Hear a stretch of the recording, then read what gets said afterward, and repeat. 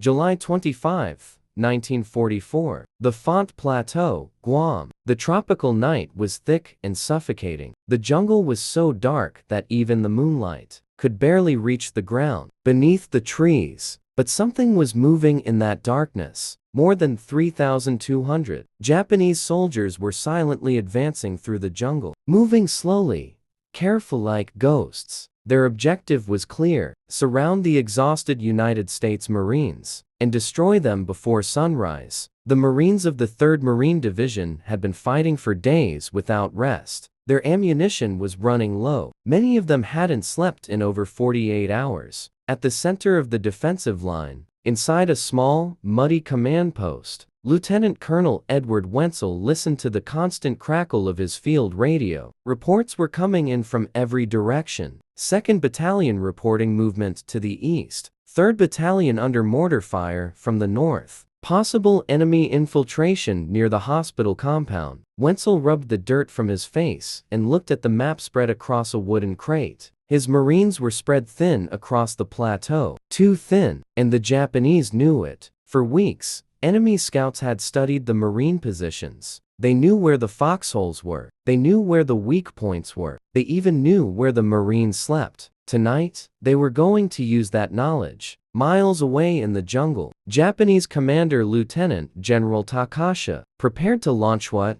he believed would be the decisive attack of the Guam campaign. His intelligence officers had given him excellent news. The Americans were exhausted, low on supplies, cut off from reinforcements, and now surrounded. Everything pointed to one inevitable outcome. By dawn, the Marines would be dead, captured, or fleeing back to the beaches. But Takasha had made one fatal mistake. He misunderstood something very important about United States Marines. He believed that when soldiers were surrounded and outnumbered, they would break. At exactly 0300 hours, the first artillery shell screamed through the night sky. Its whistle cut through the jungle like a knife. A second later, the explosion shattered the silence. The ground shook. Leaves and branches rained down from the trees. Lieutenant Colonel Wenzel pressed his face into the mud as another shell detonated nearby. The Japanese counterattack had begun, and it was far more violent than anyone had predicted. Mortars started falling across the plateau. Machine guns erupted from the tree line. Japanese infantry began moving through the jungle in coordinated assault waves. Radio messages flooded the command post.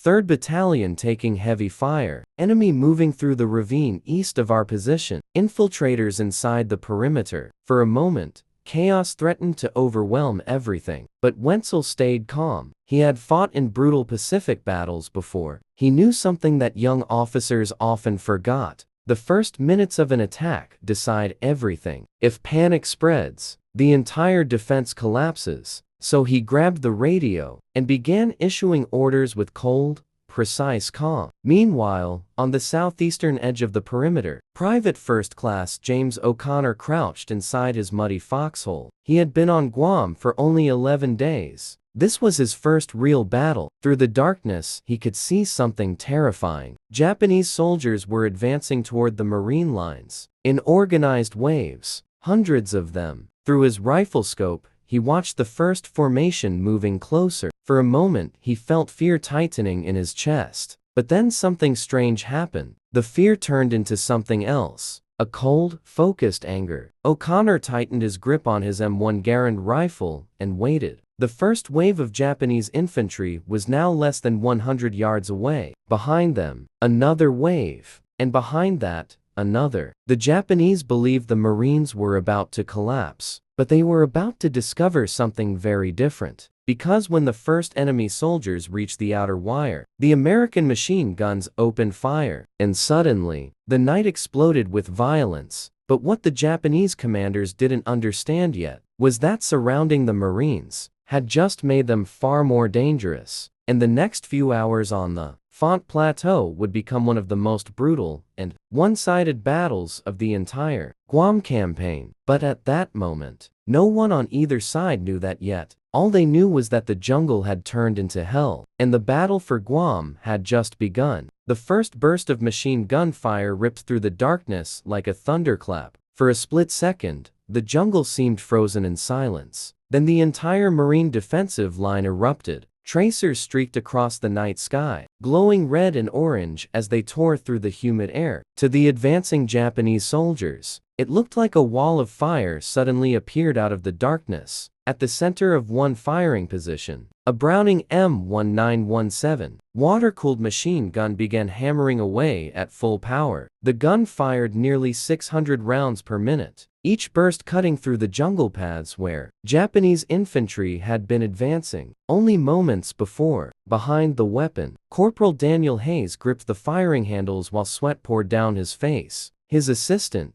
gunner, fed the heavy ammunition belt into the weapon, while another Marine kept the cooling system filled with water. They had trained for months for a moment like this, and now the moment had arrived. "Hold the line," Hayes shouted over the roar of the gun. Out in the darkness, the first wave of Japanese infantry suddenly realized something had gone horribly wrong. Their plan had depended on surprise. They believed the Marines were exhausted, disorganized, barely able to defend themselves. But instead of a broken defense, they had walked straight into perfectly prepared killing zones. Machine gun teams across the plateau had spent the past week carefully calculating their fields of fire, every ravine, every jungle path, every open patch of ground. All of it had been measured, mapped, and registered. Now, those calculations were paying off. Bullets slashed through the night in overlapping patterns that no advancing infantry could safely cross. The first Japanese assault wave collapsed within minutes, but the attack did not stop. Behind the shattered first line, the second wave kept moving forward. Japanese officers shouted commands, waving their swords and forcing the soldiers ahead. They believed the Marines would soon run out of ammunition. If they could just keep the pressure on long enough, the American line would break. But the Marines had no intention of breaking. On the eastern slope of the plateau, Captain Frank Bibb watched the battlefield through his field glasses. Even in the darkness, he could see the scale of the attack. "That's not a patrol," he muttered. "That's a full regiment." His radio operator handed him the handset. "Battalion Command wants a situation report." Bibb didn't hesitate. "Enemy attacking in multiple waves. Heavy mortar support. But our line is holding." He paused for a moment and looked across the battlefield again. Japanese soldiers were still advancing, but now they were being cut down by machine guns, rifles, and artillery bursts exploding behind them. Then Bibb added something unexpected. "We're not just holding, we're stopping them." Back at the Marine artillery positions, Sergeant Major William Hayes was already preparing the next phase of the defense. Forward observers had been sending coordinates through encrypted radio channels since the moment the attack began. Now, the artillery crews were ready. At 0345 hours, the order was given. Fire! The first 155mm howitzer thundered into action. The massive gun recoiled violently as the shell blasted into the sky. Seconds later, the explosion tore through the jungle where Japanese troops were massing for their next assault wave. Another gun fired, then another. Within moments, the plateau was echoing with the thunder of American artillery. The Japanese had believed darkness would protect them from American firepower. Instead, it made them easier targets. Forward observers were tracking muzzle flashes, troop movements, and radio signals. Every time a Japanese unit gathered for an attack, artillery shells began falling. The explosions were devastating. Entire formations were torn apart before they even reached the Marine lines. Still, the Japanese kept coming. At 0400 hours, the third assault wave advanced. These were veteran soldiers who had survived years of brutal fighting across the Pacific. They moved through the jungle with discipline, using ravines and narrow trails that American maps didn't even show. For a moment, it looked like they might finally break through. Several Japanese squads reached the outer wire barrier surrounding the Marine perimeter. They began cutting through the obstacles while shouting battle cries. Inside his foxhole nearby,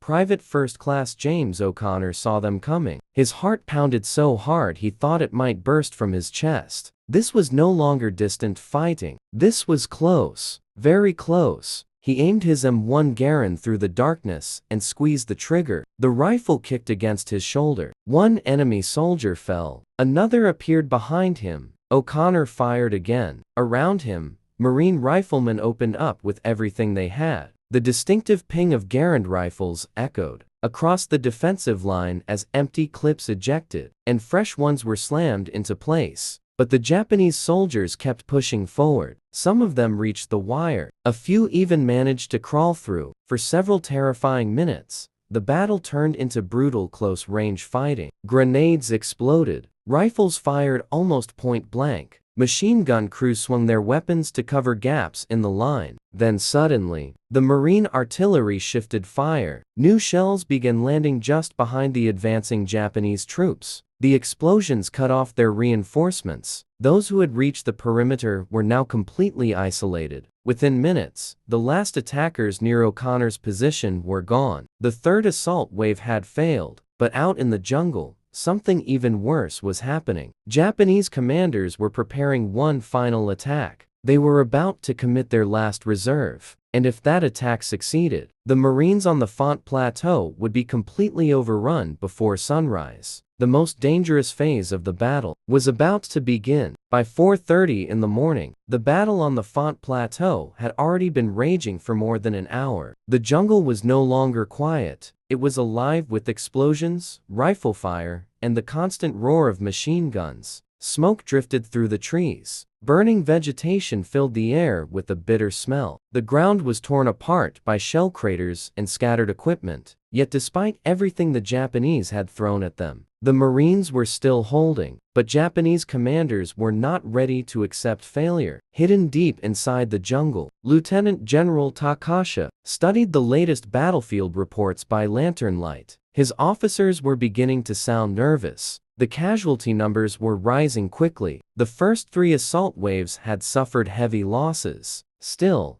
Takasha remained calm. He believed the Americans were close to breaking. From his perspective, the Marines had already been under attack for weeks. Their supplies had to be nearly exhausted. Their men had to be completely worn out. All they needed was one final push. So at 0500 hours, Takasha made a decision. He committed his final reserve regiment. These were his most experienced soldiers, veterans who had fought in China and across the Pacific. They had survived years of brutal combat. If anyone could break the Marine line, it was them. Orders were passed quietly through the jungle. Hundreds of Japanese soldiers began moving toward the battlefield. Their objective was simple: find a weak point in the Marine defenses, break through, and collapse the entire American perimeter before daylight. Meanwhile, across the plateau, Marine commanders were beginning to realize something important. The Japanese assault was losing coordination. At the Marine Artillery Command position, Sergeant Major William Hayes was carefully tracking incoming reports from forward observers. Coordinates came in over the radio every few minutes. Enemy movements, mortar positions, groups of soldiers assembling for attacks. Each report was quickly plotted onto a map. Then the guns fired.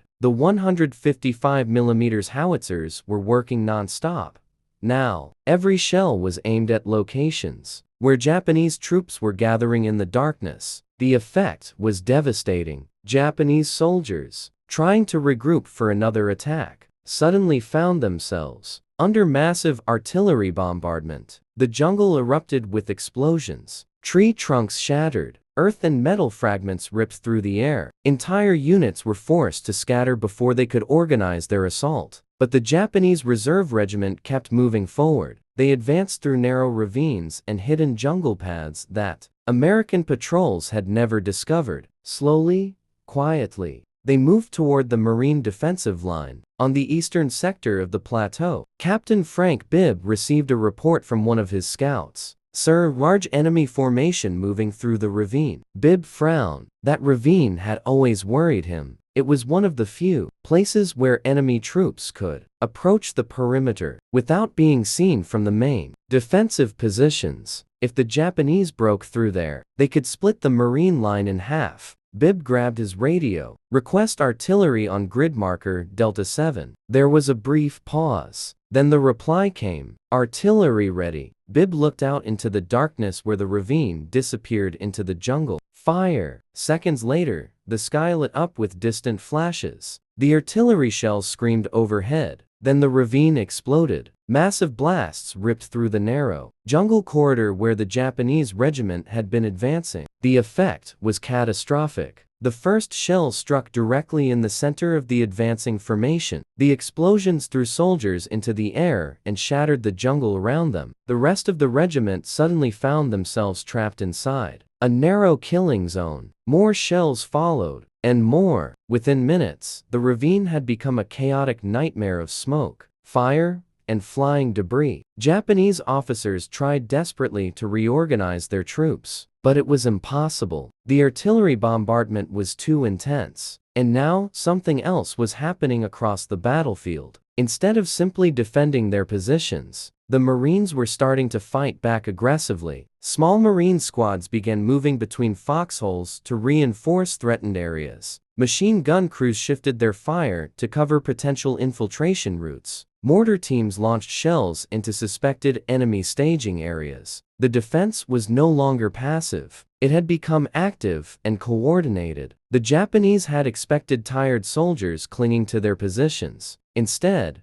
they were facing Marines who were becoming more dangerous by the minute. Back in his foxhole near the hospital compound, Private First Class James O'Connor could feel the battle changing. At first, he had only been trying to survive. But now something different was happening. The Japanese attacks were slowing down. The waves were becoming smaller, more scattered. He could hear Marine officers shouting orders along the defensive line. Reinforcements were arriving at key positions. More ammunition was being distributed. And then a new sound appeared on the battlefield. A deep mechanical rumble. At first it was faint. Then it grew louder. Engines. Heavy engines. Back at the Marine command post, Lieutenant Colonel Edward Wenzel had just given the order. The moment had come to deploy the weapons he had kept in reserve all night. 5 M4 Sherman tanks were about to enter the battle, and their arrival would change everything. As the first light of dawn began creeping across the jungle sky, the Japanese soldiers, on the Fonte Plateau,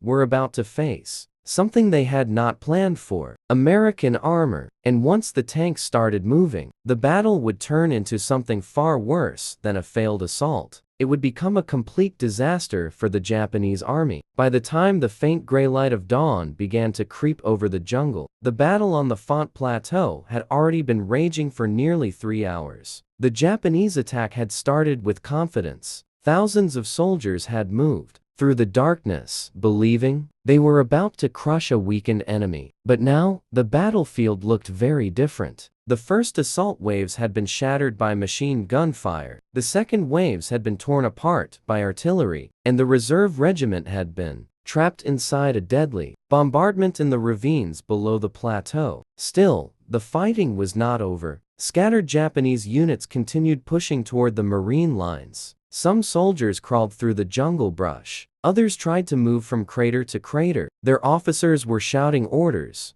trying to force one more breakthrough. They believed that if even a small gap appeared in the Marine defense, the entire American line might collapse. But something new was about to enter the battle. At 06 for 5 hours, Lieutenant Colonel Edward Wenzel gave a command he had been waiting all night to issue. Release the tanks. A mile behind the Marine defensive line, 5 M4 Sherman tanks rumbled to life. Their engines roared through the quiet jungle. Warning: the tank crews had been waiting in reserve since the beginning of the battle, hidden behind tree cover where Japanese artillery could not reach them. Now, the moment had arrived. The steel machines began moving forward along narrow jungle paths that Marine engineers had quietly cleared during the previous week. Inside the lead, Sherman, the tank commander, scanned the jungle through his periscope. Visibility was terrible. Smoke hung between the trees. Burning brush crackled across the battlefield. But the crew could hear the sounds of combat ahead: machine guns, rifles, and distant explosions. Keep moving, the commander said. The tank rolled forward slowly, crushing branches and debris beneath its tracks. Behind it,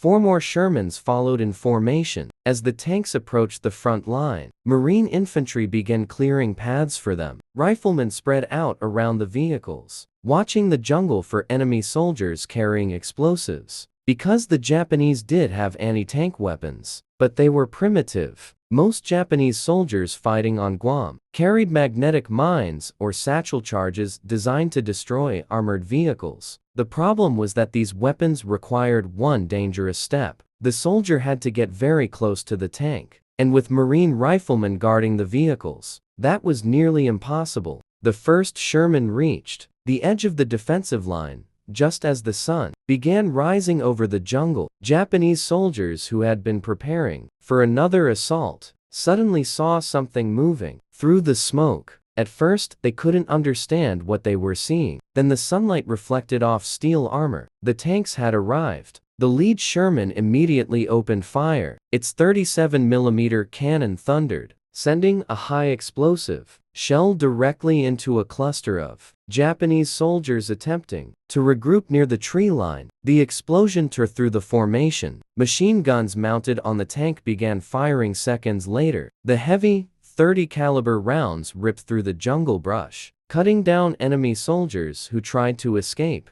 For the Japanese troops, who had already endured hours of artillery and machine gun fire, the appearance of tanks was devastating. They had no effective way to stop them. Some soldiers attempted to charge the vehicles with explosives, but Marine riflemen shot them down before they could get close. Other Japanese units simply froze, unsure how to react. Within minutes, the Shermans were advancing deeper into the battlefield. Wherever the tanks moved, Marine infantry followed close behind. The combination was unstoppable. Tank cannons destroyed enemy strongpoints. Infantry cleared the surrounding jungle. Any Japanese unit that tried to regroup was quickly overwhelmed. On the eastern sector, Captain Frank Bibb watched the advance with growing confidence. Through his binoculars, he could see Japanese soldiers beginning to retreat. At first, it was only small groups. But then entire units started pulling back into the jungle. Their attack had failed. The momentum of the battle had completely shifted. Far behind the front line, Lieutenant General Takasha was receiving the first reports of disaster. His officers described American tanks advancing across multiple sectors. Japanese units were running out of ammunition. Communication between assault groups was breaking down. Worse still, many soldiers were retreating without orders. Takasha realized something terrible had happened. The counterattack that was supposed to destroy the Marines had instead destroyed his own army. But even now, he refused to surrender. At 0700 hours, he issued a final order. All remaining forces were to regroup for one last assault. It would be a desperate attack, a final attempt to break through the Marine defenses before daylight fully exposed his troops to American aircraft and artillery. Hundreds of surviving Japanese soldiers gathered for the charge. They knew the odds were hopeless, but Japanese military doctrine left them no choice. With swords raised and rifles ready, they began moving toward the Marine line once again. Across the battlefield, Marines watched the enemy forming up for what would clearly be their final attack. Machine guns were repositioned,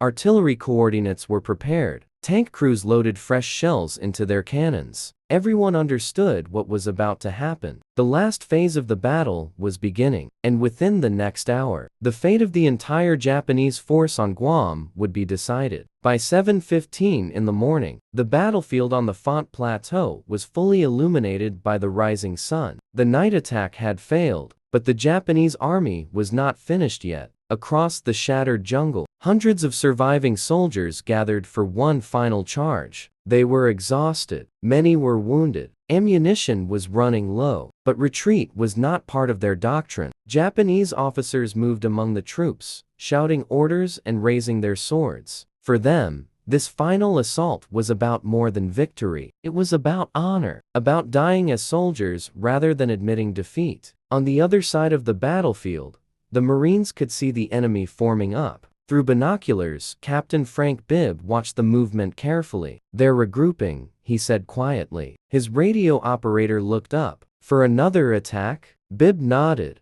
Looks like the last one. Across the Marine defensive line, machine gun crews adjusted their weapons. Artillery observers prepared new coordinates. Tank crews loaded high-explosive shells into their cannons. Everyone knew what was coming, and this time, they were ready. Moments later, the Japanese charge began. Hundreds of soldiers burst from the jungle with desperate energy, shouting battle cries as they rushed toward the Marine positions. For a brief moment, the battlefield went quiet. Then the Marines opened fire. Machine guns roared. Rifles cracked in rapid bursts. Mortar shells dropped into the advancing formations. The charging Japanese soldiers were met by a storm of fire unlike anything they had faced before. The Shermans joined the fight immediately. Tank cannons blasted open clear paths through the attacking formations. Their machine guns swept the battlefield with relentless fire. Marine riflemen moved beside the tanks, eliminating any enemy soldier who managed to get close. Within minutes, the final assault began to collapse. But some Japanese soldiers kept running forward, even when their units were shattered, even when their officers were dead. They kept charging. It turned into brutal close-range fighting. Grenades exploded across the defensive line. Rifle fire echoed through the smoke.